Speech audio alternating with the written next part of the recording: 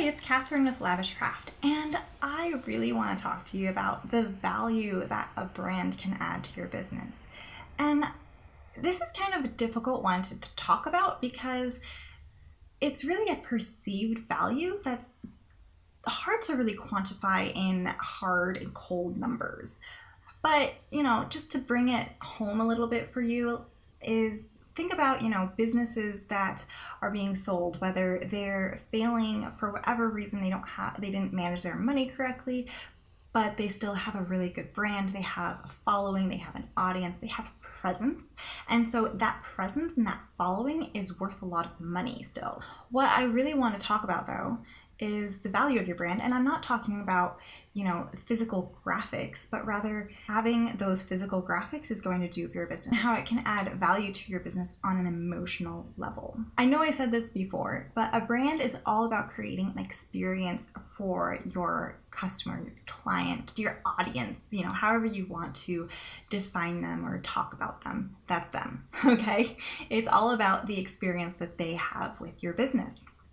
Whether that's, the way that you're writing your emails to them, or, talking on the phone, or posting articles, or, posting to social media, or just even where you show up, or what charities you're donating some proceeds to, if that's something that you're doing.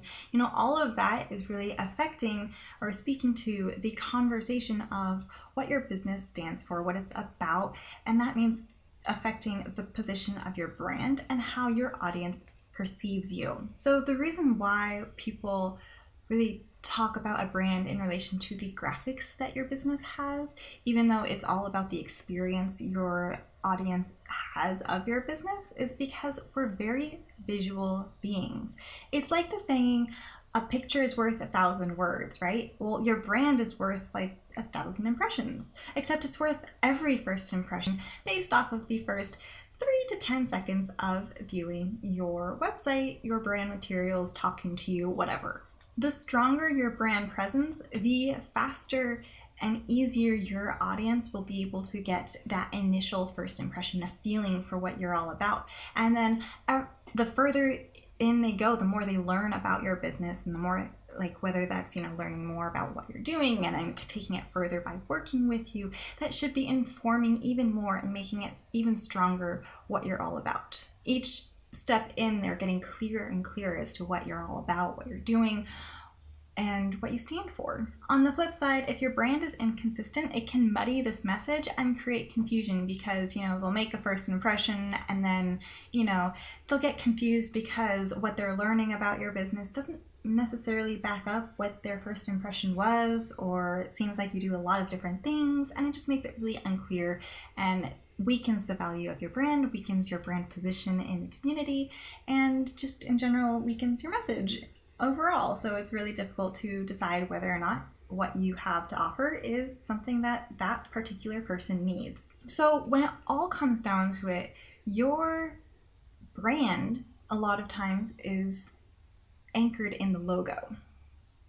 And the logo is basically the essence of your business, because it's a symbol that sums up the experience and the feelings that people get from working with you and what you're about. And that's why having a good enough logo is so dangerous, because it's going to set a standard, and either you're going to feel really uncomfortable with your logo, which can lead to self-sabotaging your actual success.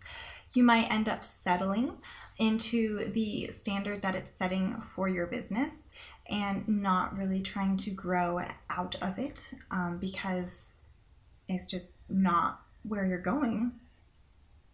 It's where you've been, maybe, or not even that. Maybe you're even better than what it's saying about you. Or you're going to change it, which is going to cost money to rebrand, and the further you are into business, the pricier the rebrand is going to be, because there's going to be so much more role involved in the rollout of that rebrand. Basically, your brand is really valuable to your audience. It creates a value that can be monetized, and it's all about how you are perceived. But it's also really valuable to you because it can create an anchor for your business and propel you onward and really back up what you're doing. So what am I really saying here? Your brand has value both to yourself on an emotional level and to your audience on another emotional level.